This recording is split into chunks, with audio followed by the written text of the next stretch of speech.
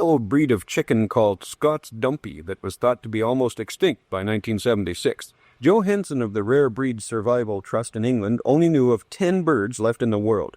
Then a woman in Zimbabwe read a newspaper article about this woeful fact and wrote Henson to let him know she had a flock of a couple hundred birds her grandfather had started 50 years before. This was important because it turns out that British chickens stand up to lay their eggs, and when the eggs hit the bottom of the cage, a lot of them crack. Some experimental crossbreeding with Scots Dumpy has been able to shorten the layered legs enough to cut down quite a lot on cracked eggs. All over the world there are weird and exotic breeds of livestock like Scots Dumpy that are fast disappearing. It could be many of them have no tremendous genetic potential to improve our own high-producing breeds. But even if they do, we might never get a chance to find out. Developing countries have most of the world's livestock, 2/3 of all the cattle, 60% of the pigs, more than half the sheep, and 95% of all the goats. But the industrialized countries produce 2/3 of the world's beef and 60% of the pork. That's because our animals are so much more efficient. One Canadian dairy cow, for example, gives 4 times as much milk as a tropical cow. Now, naturally, many people think the smart thing to do is ship some of our high producers to the third world so they can have high producers too. That's not always a good idea. For one thing, most of the developed countries are in the temperate and subtropical climates, so the weather is cooler than in the tropics. Now that's important because high-producing animals have a high metabolic rate, and they give off a lot of heat. When one of these hot animals is shipped to a hot tropical country, fed a high-energy ration and kept in close quarters like here, it overheats and its vital functions start to break down. Often it dies. What might work is some kind of crossbreeding with native breeds that can handle the climate. The trouble is the native breeds are disappearing.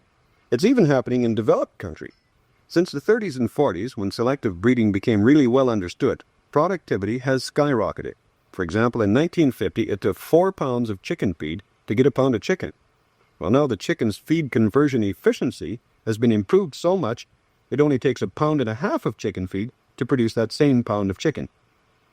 Any breed of chicken that didn't perform during the selection process over the years just wasn't used and has all but disappeared. The same has happened with cattle, sheep, hogs, and goats. The United Nations did a breed survey in Europe in 1975 and found that 115 livestock breeds were endangered, while only 30 were still holding their own. It's happening in the third world too. For example, the sleeping sickness spread by the tsetse fly is a deadly disease that severely limits livestock production in a large part of humid Africa. But the ndama, or dwarf shorthorn breed, can resist it. The problem is these little fellas are smaller than the susceptible breeds like zebus, and for that reason the ndama isn't very popular and is disappearing. In fact, it's an endangered breed. But some studies have shown that 5 little ndamas can give just as much milk and meat as 4 zebus, plus have the advantage of resisting sleeping sickness. If the breed is rescued in time, it might help save the livestock industry in parts of Africa, where farmers are losing their draft animals to sleeping sickness and now have to do the cultivating with hoes. There are many other endangered breeds around the world that might have potential in crossbreeding programs to help high-producing livestock adapt to harsh climates or fight disease. The trouble is keeping these animals around takes money, and so far no government or organization has stepped forward to supply it. Maybe it's something the United Nations should do. I don't know. But I do know that we're narrowing the genetic bases of the world's livestock herds as the strange breeds like Scots Dumpy chickens or ndama cattle disappear. That leaves less flexibility for breeding programs to meet the world's livestock needs. I'm Noel McNaught.